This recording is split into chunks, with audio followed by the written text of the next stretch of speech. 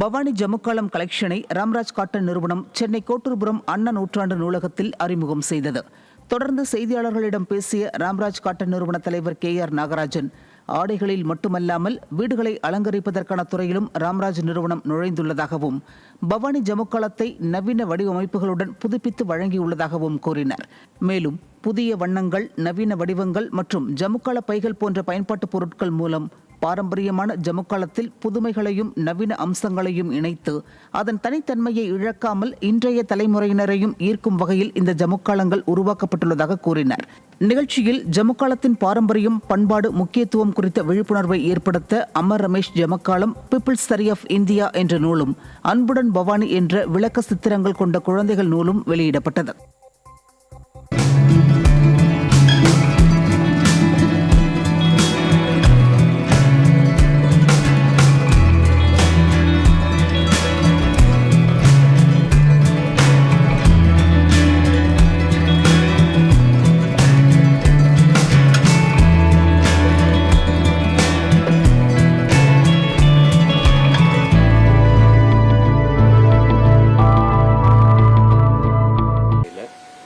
ஜமுக்காலம் அப்படிங்கிற ஒரு பாரம்பரியமான ஒரு கலைநயமிக்க தரை விரிப்பு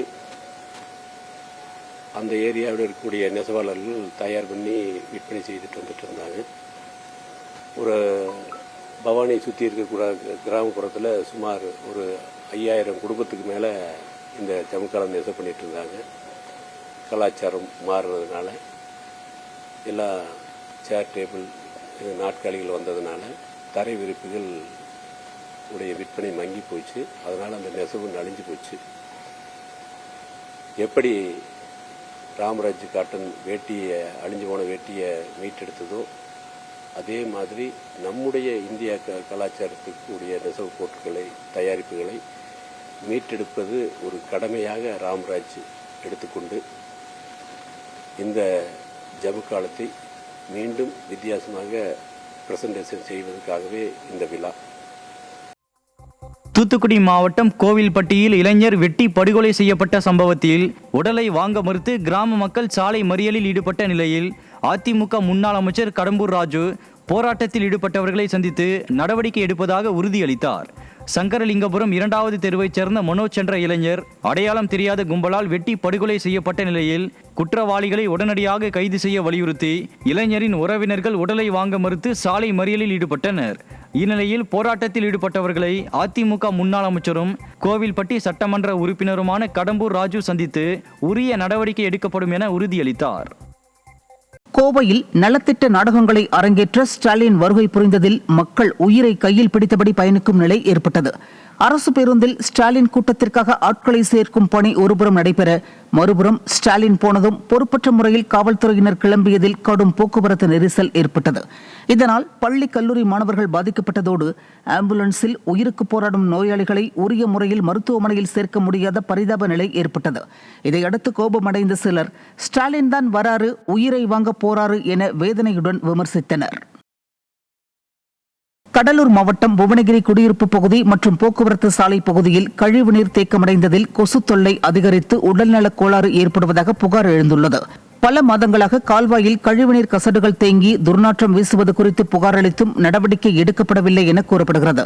இதனால் இரவில் தூங்க முடியாமல் கொசு தொல்லையால் அவதியுற்ற மக்கள் நோய் தொற்று ஏற்பட்டு கடும் அவதியடைந்ததாக தெரிவித்தனர். நிர்வாகத்திறனற்ற ஸ்டாலின் அரசின் பேரூராட்சி நிர்வாகம் உடனடியாக கழிவுகளை அகற்ற நடவடிக்கை எடுக்க வேண்டும் என பொதுமக்கள் வலியுறுத்தினர். நெல்லை மாவட்டம் மாஞ்சோலையில் உள்ள தேயிலை தோட்ட தொழிலாளர்கள் தங்களின் அடிப்படை வாழ்வாதாரத்தை மீட்டுத்தரக் கோரி ஆட்சியர் அலுவலகத்தில் மனு அளித்தனர். இதைத் தொடர்ந்து செய்தியாளர்களை சந்தித்த தேயிலை தோட்ட தொழிலாளர்கள் நீதிமன்றம் உத்தரவிட்டும் நியாய விலைக்கடை மற்றும் போக்குவரத்து வசதி உள்ளிட்ட அடிப்படை வசதிகள் எதுவுமின்றி சித்திரவதையை அனுபவிப்பதாக கூறினர். அப்போ உலகத்திலே இல்லாத ஒரு ஜனநாயக நாட்டில் எங்களுக்கு இப்படி ஒரு கொடுமையா சார்? நாங்கள் ஒவ்வொரு நாளும் கண்ணீர் வடித்து கதறிக்கிட்டு இருக்கோம். எதுக்காக எங்களை இப்படி குடும்பப்படுத்தாங்கன்னு தெரில. கோர்ட்டு ஆர்டர் வரட்டும், நாங்கள் பேருந்து பண்ணி சொல்லிட்டோம். நாங்கள் இந்த ஓட்டு எங்களுக்கு ரேஷன் அடிப்படை வசதி கோர்ட்டே செஞ்சு கொடுக்க சொல்லிட்டு, கோர்ட்டு செஞ்சு கொடுக்க சொன்னதுக்கு அப்புறம் தான் ரேஷன் கடையை காலி பண்ணிதாங்க. ரெண்டாவது கோர்ட்டு செஞ்சு கொடுக்க சொன்னதுக்கு அப்புறம் தான் போஸ்ட் ஆஃபீஸை காலி பண்ணுதாங்க. சிவகங்கை மாவட்டம் கீழவண்ணாரிருப்பில் சாலை வசதி வேண்டி திமுக அரசுக்கு எதிராக அப்பகுதி மக்கள் வருகின்ற சட்டமன்ற தேர்தலை புறக்கணித்து போராட்டம் நடத்தப் போவதாக எச்சரிக்கை விடுத்துள்ளனர்.